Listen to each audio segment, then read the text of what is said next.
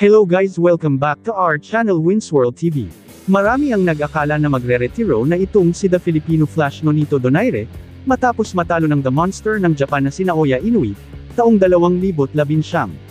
Dahil na rin sa may edad na ito, in short dahil matanda na.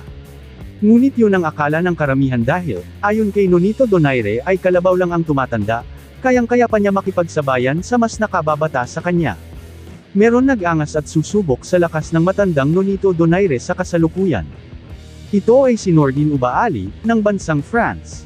Si Nordine Oubaali ay isang napakalakas na boksingero. Siya lang naman ang nakatalo sa kapatid ng tinaguriang halimaw ng Japan na si Naoya Inoue.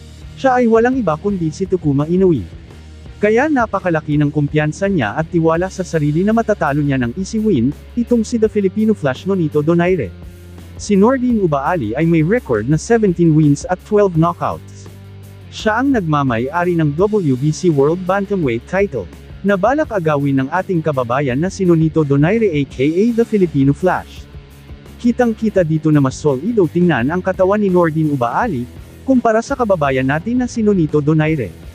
Sa laban na ito ay muling pinayanig ng The Filipino Flash ang mundo ng boxing dahil kahit may edad na ito, ay isa pa rin siyang napakalakas na boksingero. Halina't panuurin ang pinaka-the best fight highlights ng The Filipino Flash Nonito Donaire kontra Nordine Oubaali.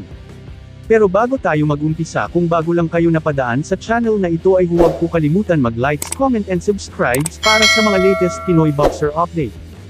Unang round ay grabe agad ang bigayan ng malalakas na mga suntok, ang bawat isa na tila gustong pabagsakin ang isa't isa ng mabilis. Especially on the left-hand side. You know, when you think of comprehensible, and here, Nonito Donaire has a chance to... Yeah, we should point out that if he were to win tonight, he would join in the sport. So, we'll see if he can achieve that.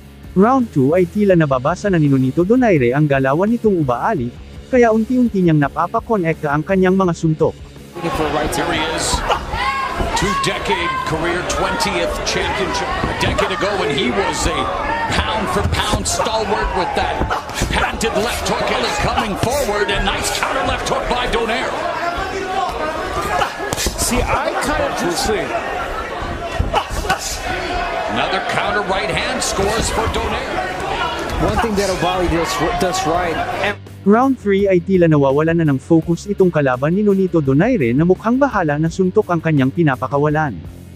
Hindi alintana ang sumugod siya ng sumugod hanggang sa ito ay magkalasap ng isang napakalakas at solidong suntok sa tinaguriang The Filipino Flash Nonito Donaire.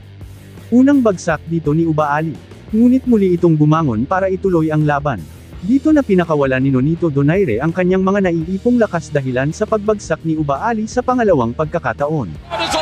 Career, what a round! Foley comes back and staggers Donaire, but what a round for the Filipino Flash! 5, 6, 7, 8. Can you continue? Where do you go? Throw your body in. Get over there. Get over there. Get over there. The referee just gave him a second chance. He's gonna be okay. Donaire came courtesy of that left hook, a counter because far out. He did it there, and then another left hook went.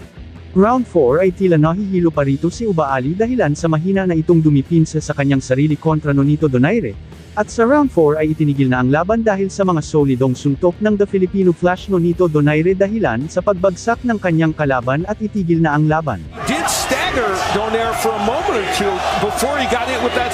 I noticed that made Oubaali, and then he got caught with the hook again and went down.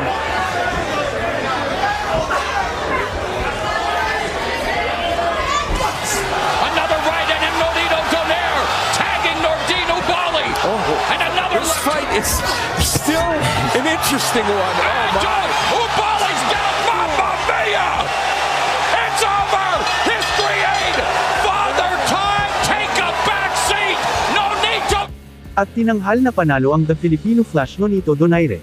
Thank you for watching. Salamat sa inyong panunood. This is Winsworld TV saying peace, love and good vibes lang tayo lagi. Okay, alright.